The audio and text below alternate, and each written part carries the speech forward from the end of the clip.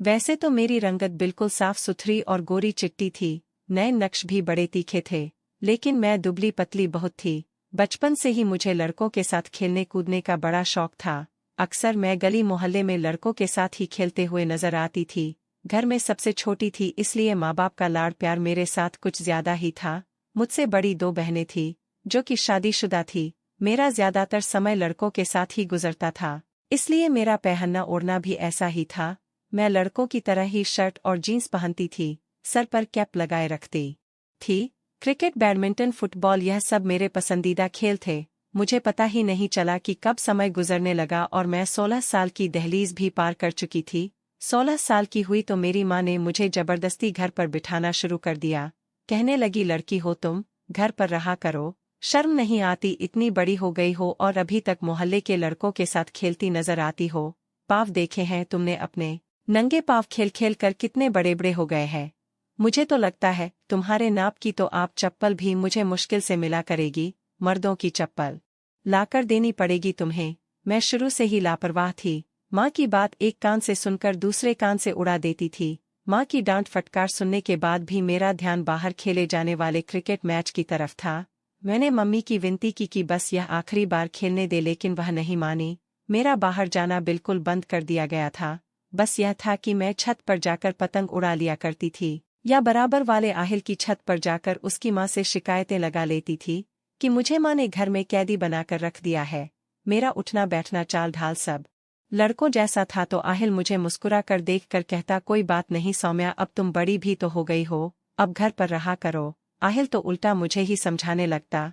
अक्सर मैं उसी से उसकी शर्ट लेकर पहना करती थी। बेशक मैं लड़कों के साथ खेल कूद कर बड़ी हुई थी, लेकिन मोहल्ले के लड़कों ने कभी मेरे साथ बदतमीजी या हद पार करने की कोशिश नहीं की थी, और उसकी वजह शायद आहिल था, जो कि हर जगह मेरा रक्षक बनकर मेरे साथ रहता था।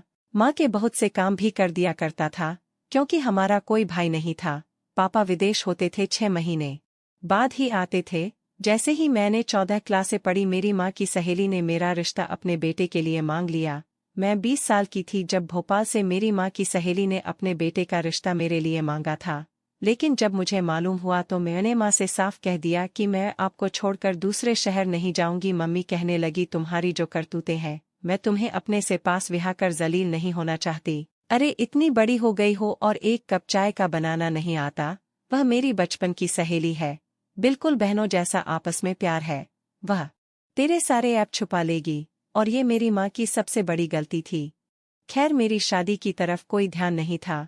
अभी तक मेरा दिमाग बस खेलकूद में ही अटका रहता था। शादी से 4 दिन पहले तक मैं बाहर निकलने की तरकीब करती रही थी, और छुप छुप कर बाहर निकल भी जाया करती थी। मेरी माँ मुझे जबरदस्ती खींच खींच कर घर में बंद करती कि शादी होने में 4 दिन बचे हैं और इस लड़की को चैन नहीं है।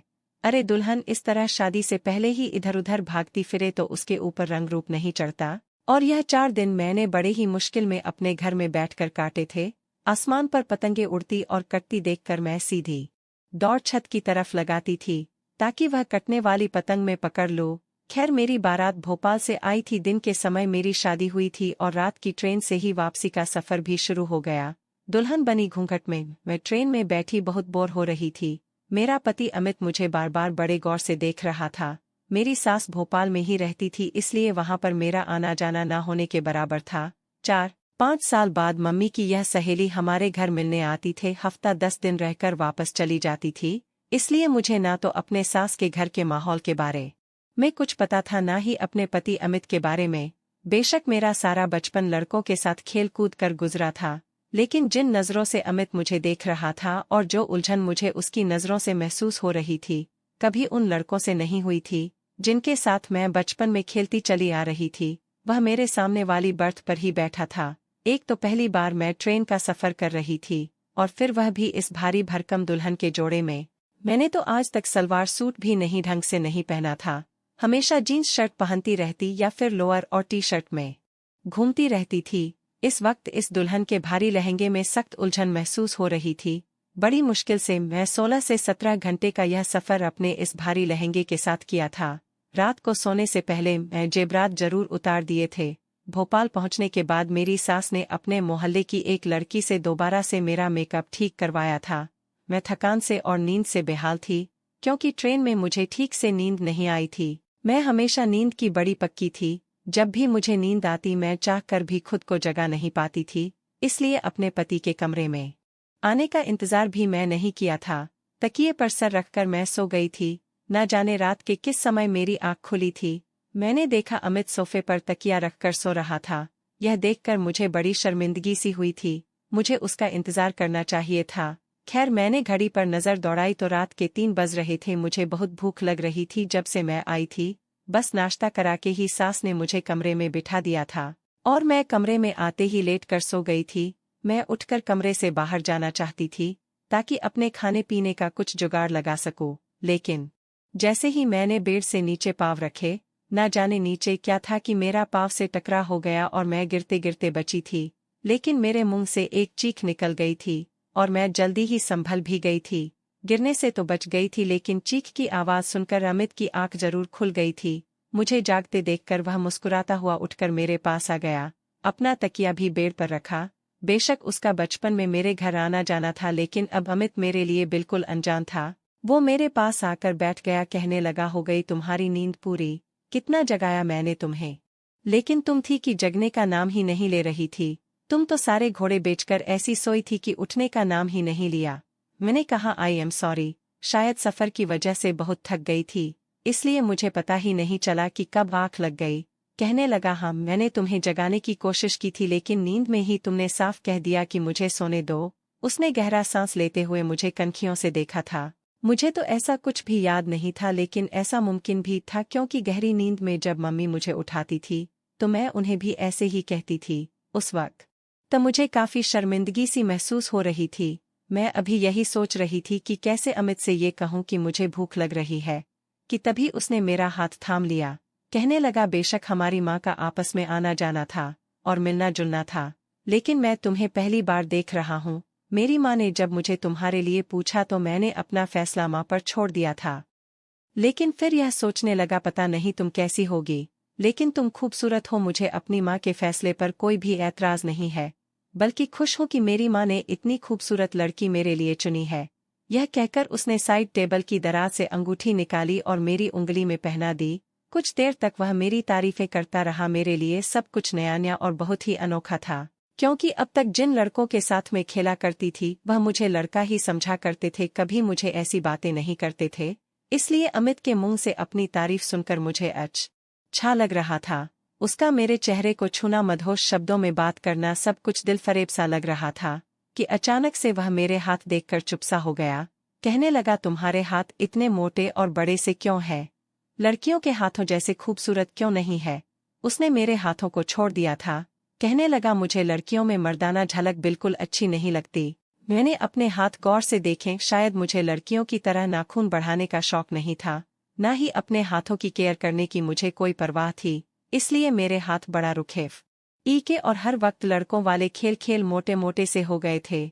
वह बेड से उठकर अलमारी के पास चला गया। अलमारी खोलकर उसने एक ब्लैक कलर का ड्रेस मुझे थमा दिया। कहने लगा, जाओ इसे पहन कर आओ। मैं खुद भी इन भारी कपड़ों से तंग आ चुकी थी, इसलिए शुक्र किया।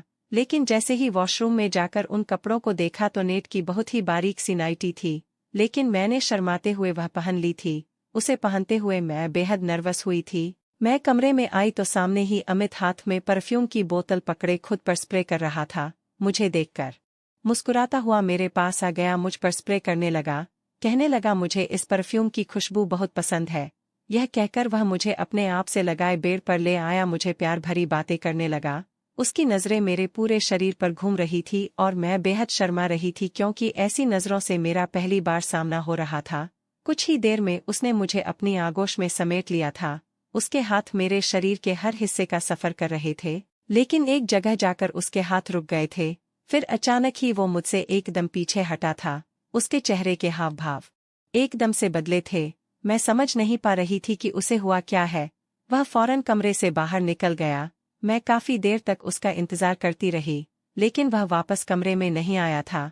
मुझे समझ नहीं आ रहा था कि आखिर उसे हुआ क्या किया था। अभी कुछ देर पहले तो बहुत खुश था, पता नहीं उसे क्या हुआ था। पूरी रात वह कमरे में नहीं आया था। सुबह मैंने अपने कपड़े बदल लिए, कमरे से बाहर आ गई। मैंने देखा वह बाहर लॉन्च के सोफे पर सो रहा था। मुझे हैरत हुई थी कि वह कमरे की बजाय बाहर सोफे पर क्यों सो रहा था। मैं जैसे ही उसके पास आई वह मुझे देखकर मुंह फेरने लगा। और फिर तो जैसे ये सिलसिला ही शुरू हो गया था। मैं जितना उसके पास जाने की कोशिश करती वो मुझसे उतना दूर भागता था, वजह भी नहीं बताता था। शादी के बाद उसकी कुछ मीठी बातों ने मेरी दुनिया बदल दी थी, लेकिन वह पता नहीं क्यों मुझसे कतराने लगा था। काफी दिन गुजर गए थे लेकिन उसका व्यवहार मुझसे नहीं बदला था। एक बार मैं तंग आकर उसके सामने खड़ी हो गई। मैंने कहा, अमित आप मुझसे बात क्यों नहीं करते, क्यों मुझसे दूर दूर रहते हैं? तो वो कहने लगा, तुमने मेरे साथ अच्छा नहीं किया। मुझे अगर पता होता कि तुम ऐसी हो तो मैं कभी भी तुमसे शादी नहीं करता। मैं उसकी बात का मतलब नहीं समझी थी। मैंने कहा, आखिर मैंने ऐसा क्या कर दिया है?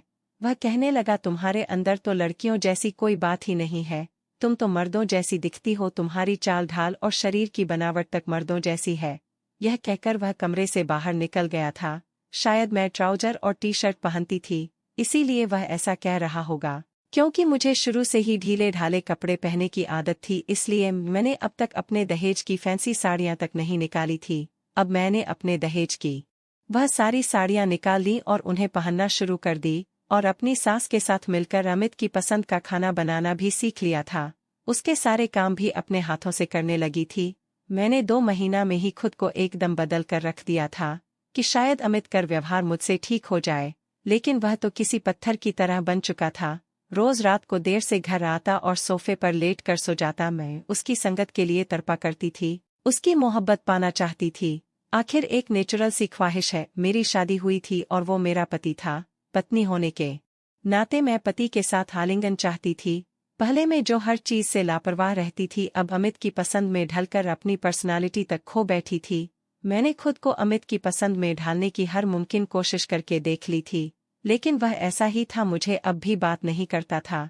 एक रात में सो रही थी, मुझे चिल्लाकर बात करने की आवाजें आने लगी और शोर से मेरी आंख खुली थी। मेरी सास और अमित में बहुत बहस हो रही थी। मैं कमरे का दरवाजा खोलकर बाहर आई तो सास के कमरे की लाइट जल रही थी और कमरे से बहस करने की आवाज आ रही थी। मैं कमरे तक पहुंच गई थी, लेकिन जो बात अमित और मेरी सास के बीच हो रही थी वह सुनकर मेरे होश उड़ गए थे। अमित अपनी मां से कह रहा था कि वह दूसरी शादी करना चाहता है, और यह सुनकर तो मेरे पैरों के नीचे से जमीन निकलते हुए महसूस हुई थी। मेरी सास कहने लगी, खबरदार जो तुमने यह शब्द भी अपने जबान से निकाला। वह कहने लगा कि मैं सौम्या के साथ नहीं रह सकता। मेरी सास कहने लगी, क्यों, ऐसा कौन सा ऐब है मेरी बच्ची में? तुम्हारी खातिर उसने खुद को बदल कर रख दिया है। खाना बनाती है, तुम्हारे सारे काम करती है, पूरे घर को उसने संभाल लिया। अपने पहनने ओढ़ने चलने फिरने उठने बैठने तक का तरीका बदल लिया है, और एक तुम हो कि तुम उसे पर सौतन लाकर बिठाना चाहते हो। वह कहने लगा, मां, मैं आपको नहीं बता सकता कि उसमें क्या कमी है। मैं क्या, उसके साथ तो कोई भी मर्द जिंदगी नहीं गुजार सकता, इसलिए मैं दूसरी शादी करूंगा। सौम्या कहे तो मैं उसे तलाक भी देने को तैयार हूं, और चाहे तो मेरे नाम के साथ भी जिंदगी गुजारती रहे, मुझे कोई फर्क नहीं पड़ता। यह कहकर वह कमरे से बाहर निकला तो मुझे देखकर रुक सा गया था। मेरी आंखों से आंसू बह रहे थे। वो मुझसे नजरें चुराता हुआ वह कमरे में चला गया। मैं भी उसके पीछे कमरे में आ गई। मैंने कहा, आज मुझे बता ही दो अमित कि मुझ में ऐसी कौन सी कमी है जिसकी खातिर तुम दूसरी शादी करना चाहते हो। वो कहने लगा, खुद को आईने में देख लो, तुम्हें मालूम हो जाएगा कि तुम्हारे अंदर क्या कमी है। मैंने कहा कि वह तो मैं खुद को रोज देखती हूँ, मुझे नहीं पता। इंसान को हमेशा अपना आप अच्छा ही लगता है, लेकिन तुम बताओ क्या बुराई है मुझ में? कहने लगा, तुम्हारे अंदर औरतों वाली खूबसूरती नहीं है। पैडेड कपड़े पहनने से तुम्हारे शरीर की बनावट बदल नहीं जाएगी। कभी अकेले में शीशे के सामने खड़े होकर देखना, बिल्कुल सपाट मर्दों के जैसा सीना है तुम्हारा। तुम्हारे पास आते हुए मुझे ऐसा महसूस होता है जैसे मैं किसी मर्द के पास मौजूद हूँ और मुझे तुमसे गिनाती है। तुम्हारी संगत में घुटन का एहसास होता है मुझे। तुम्हें छूने से कुछ भी अच्छा महसूस नहीं होता, और ना ही मेरे दिल के जज्बातों में कोई तूफान उठता है। तुम्हारे पास आने को जी नहीं चाहता। तुम्हें देखकर मेरा जी मतलाने लगता है। मैं तुम्हारे साथ नहीं रह सकता। मैं तो उसकी बातें सुनकर बेजान सी होकर बैठ गई थी। औरत की इससे बड़ी जिल्लत और बेइज्जती क्या हो सकती थी? जिन शब्दों में अमित ने मेरी की थी, जो कमी उसने मुझे बताई थी, उसमें मेरा कोई बस नहीं था। जो इंसल्ट उसने मेरी की थी, मैं पूरी रात रोती रही थी। अगले दिन मेरी सास ने मुझे कहा कि जब से तुम्हारी शादी हुई है तुम मायके नहीं गई हो। तुम कुछ दिन के लिए अपनी माँ के घर चली जाओ। मैंने कहा मम्मी जी अगर मैं यहाँ से चली गई तो अमित तो दूसरी शादी कर लेंगे।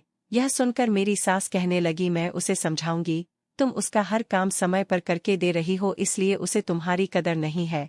जब तुम यहाँ नहीं होगी तो वह खुद तुम्हारी कमी महसूस करेगा, फिर उसे तुम्हारी कदर होगी। मुझे अपनी सास की बात ठीक लगी थी। मैं वापस अपनी माँ के घर चली गई। मैं पूरे 6 महीने बाद भोपाल से दिल्ली आई थी। मैं पूरी तरह बदल चुकी थी। जब मैं घर आई तो अपनी माँ के साथ लगकर फूट फूट कर रोने लगी। मेरी माँ समझी कि मैं उनसे दूर रहने की वजह से उदास हूँ इसलिए रो रही हूँ। अभी मुझे आए 1 घंटा ही हुआ था कि जब मोहल्ले के सारे लड़के जो मेरी ही उम्र के थे मुझसे मिलने आ गए, लेकिन मैं आज उनसे दूरी बनाकर मिल रही थी क्योंकि मेरी सोच बदल गई थी। उन लड़कों में एक लड़का आहिल भी था। मेरी सबसे ज्यादा दोस्ती उसी के साथ थी। वह भी मुझसे मिलने आया था। मैं सबसे हंस कर बातें कर रही थी लेकिन दिल ही दिल में परेशान हो रही थी। मुझे अमित की फिक्र सताई जा रही थी। सब मुझसे बातों में बिजी थे, बस एक आहिल था जो चुप था और एक टक मुझे देखे जा रहा था। जब सब चले गए तो वह मेरे पास आकर बैठ गया। कहने लगा तुम्हें क्या हुआ है सौम्या, इतनी उदास क्यों हो? मैंने कहा नहीं, मैं तो बहुत खुश हूँ। यह कहते हुए मेरे शब्द न चाहते हुए भी नम हो गए थे। वह मेरे चेहरे को, मेरी आंखों को बड़े गौर से देख रहा था। कहने लगा हाँ नजर आ रही है मुझे तुम्हारी खुशी। बचपन साथ गुजारा है हमने, साथ खेले हैं, साथ हंसे हैं और साथ रोए भी हैं। इसलिए मुझसे झूठ मत बोलो। अगर तुम्हारे पति ने तुम्हें कुछ कहा है तो बस साहिल जो एक बार इशारा कर दो, फिर देखो साले को कैसे ठीक करता हूँ। उसने अपनी आस्तीनें चढ़ाते हुए मुझसे कहा था। मैंने कहा तमीज से बात करो, तुम्हारे जीजा जी हैं। वो कहने लगा तुम्हारी आंखों में आंसू लाने वाला जो वजह बनेगा तो उसे छोड़ूंगा नहीं। मैंने कहा आहिल वह बहुत अच्छा है, अब मैं उसे क्या बताती। मेरी दोस्ती आहिल की बहन साथ बचपन से ही बहुत थी। वह शादीशुदा भी थी। सोचा कि जाकर उससे इस मसले का हल पूछती हूँ, शायद वह मेरी मदद कर दे। अगले दिन मैं आहिल के घर चली गई। आहिल उस समय अपनी पापा के साथ उनकी दुकानों पर जाया करता था। उनकी अपने कपड़े की कई दुकानें मार्केट में थी और वह अपने पापा के साथ मिलकर उन दुकानों को संभालता था, इसलिए शाम को ही घर लौटता था। मैं दोपहर के समय घर गई थी क्योंकि अगर आहिल घर पर होता तो मेरे सर पर ही मंडराता रहता। मुझे देखकर आहिल की बहन बहुत खुश हुई थी। मुझसे मेरी शादीशुदा जिंदगी के बारे में पूछने लगी। मैंने उसे यही कहा कि अमित बहुत अच्छा इंसान है और मैं बहुत खुश हूँ। फिर बातों ही बातों में उसे झिझकते हुए वो सवाल ही पूछ लिया जो मेरी जिंदगी का सबसे बड़ी प्रॉब्लम बन गया था। वह मुझसे कहने लगी कि वह मुझे एक लेडी डॉक्टर के पास ले जाएगी जो इस बात का इलाज करती है। मैं यह सुनकर खुश हो गई थी। मैं चाहती थी बिना किसी से कुछ कहे मेरी प्रॉब्लम का हल हो जाए, इसलिए मैं अगले दिन ही आहिल की बहन के साथ उस लेडी डॉक्टर के पास चली गई थी। उसने मुझे कुछ दवाइयाँ दे दी और अच्छी खुराक खाने के लिए भी कहने लगी। मैं घर वापस आई तो फ़ोन पर मेरी माँ मेरी सास से बात कर रही थी।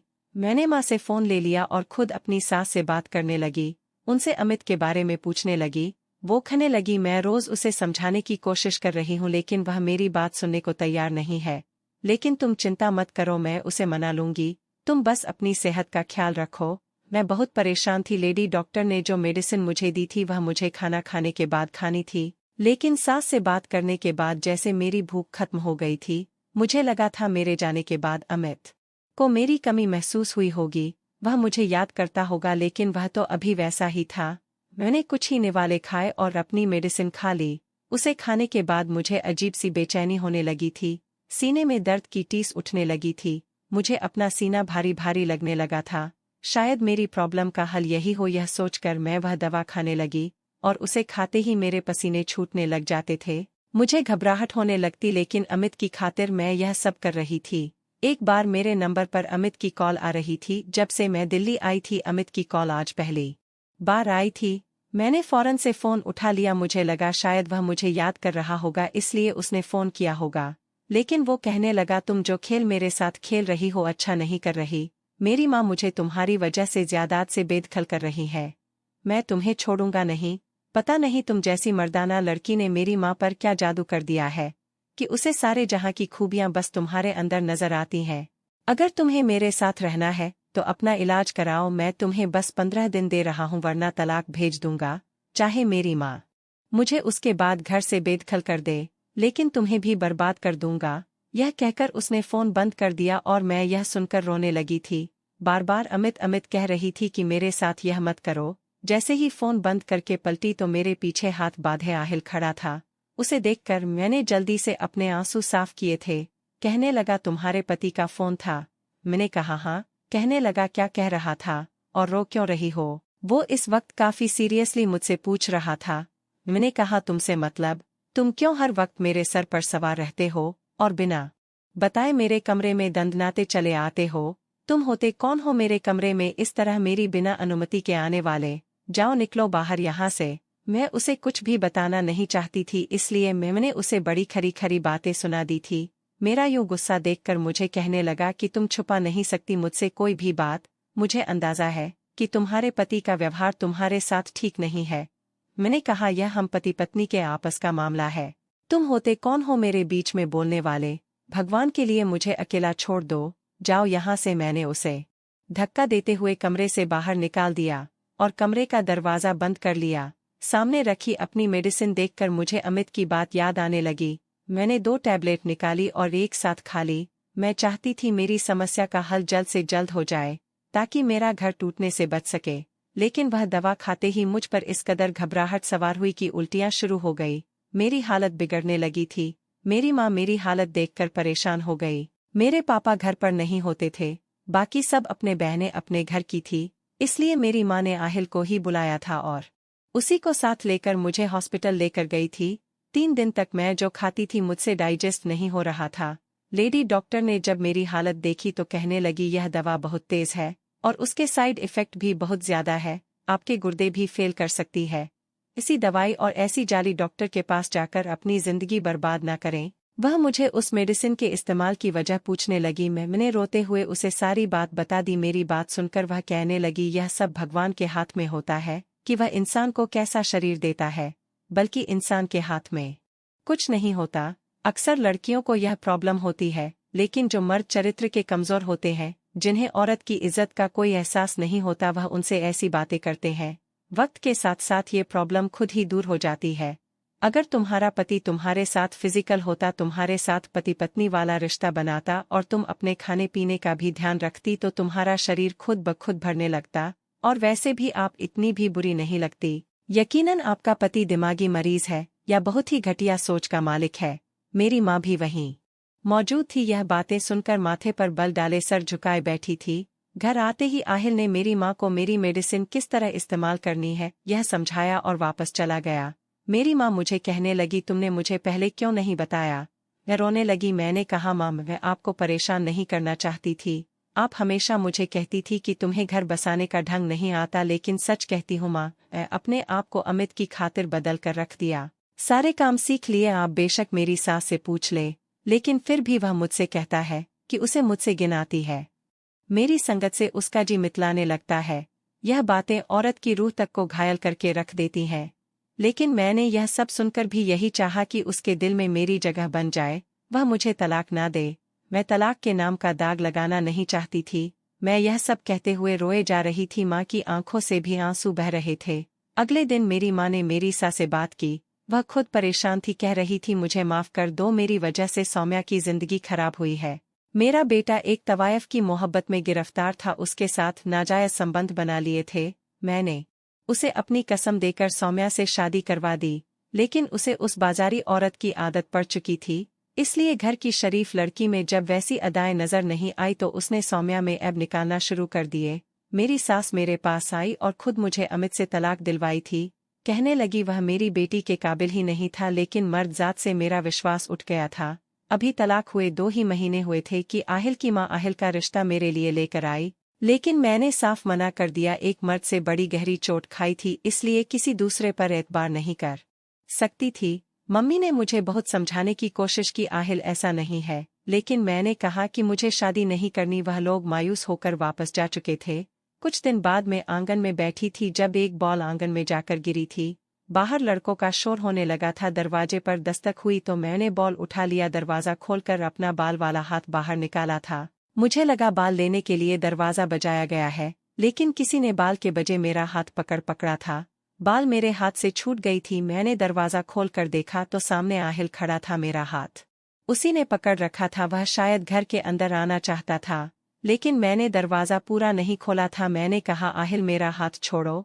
वो कहने लगा, इनकार क्यों किया तुमने? मैंने कहा, यह मेरी जिंदगी है, मेरी मर्जी। वो दरवाजे को धकेल कर अंदर आ गया, कहने लगा, बुराई क्या है मुझमें? इनकार की वजह बताओ सौम्या। मैंने कहा, मुझे शादी ही नहीं करनी। वो पूछने लगा, क्यों? बहुत मोहब्बत है उस कमीने इंसान से तुम्हें, जो उसकी याद में अपनी जिंदगी बर्बाद करना चाहती हो। वो मेरी आंखों में गुस्से से देखते हुए कह रहा था। मैंने कहा, नहीं है, मुझे किसी से भी मोहब्बत समझे, मर्दों से ही नफरत हो गई है। अपनी जिंदगी में किसी मर्द को शामिल करना ही नहीं चाहती। वो कहने लगा, उस आदमी की वजह से तुम यह झूठे बहाने बना रही हो। आज भी तुम्हें अमित से प्यार है, तभी इनकार किया है तुमने, वरना अपनी माँ के आंसू तुम्हें नजर आ जाते, अपने बाप की झुकी हुई कमर तुम्हें याद आ जाती, जो यह चाहते हैं कि तुम्हारा घर बस जाए। लेकिन तुम्हें सिर्फ अमित प्यारा है, उसी के गम में अपनी सारी जिंदगी गुजारना चाहती हो। मैंने कहा, मुझे नहीं है, अमित से मोहब्बत क्यों समझ नहीं आता तुम्हें? तो कहने लगा, ठीक है, फिर इस बात का सबूत दो मुझे। मैं इसी रविवार को तुमसे शादी करने आ रहा हूँ। अगर तुमने मुझसे शादी कर ली तो मैं समझ जाऊंगा कि तुम्हें अमित से नफरत है। अपने लिए ना सही, अपने बूढ़े माँ बाप की खुशी के लिए तुम्हें मुझसे शादी कर लेनी चाहिए। ये कहकर वह चला गया था।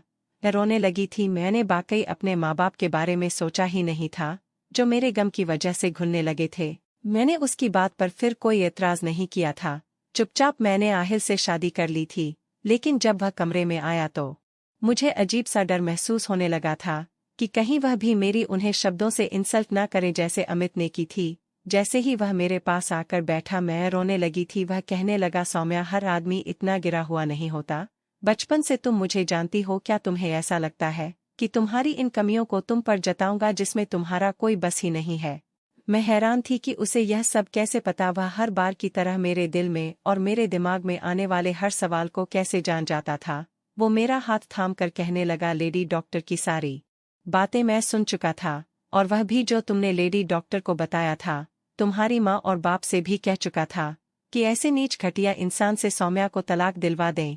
मैं उसे अपनाना चाहता हूँ, इसलिए भूल जाओ वह सब जो हो चुका है। बस यही याद रखो कि तुमसे आहिल बचपन से मोहब्बत करता है। जिन दिनों तुम्हारी शादी अमित से हुई थी, मैं दूसरे शहर में था। मुझे इस बात की खबर बाद में हुई, वरना कभी तुम्हारी शादी वहां होने ही नहीं देता। बात करते करते आहिल मेरी ज्वेलरी उतार चुका था, और जब उसने मुझे अपनी बाहों में भर तो मेरे दिल में कोई डर नहीं था। सुकून से मैं आहिल के सीने से लग गई थी। मैं नहीं जानती थी कि वह मुझसे इतनी मोहब्बत करता है। शायद असल मोहब्बत यही थी जिसमें इंसान दूसरों की कमियां नहीं देखता।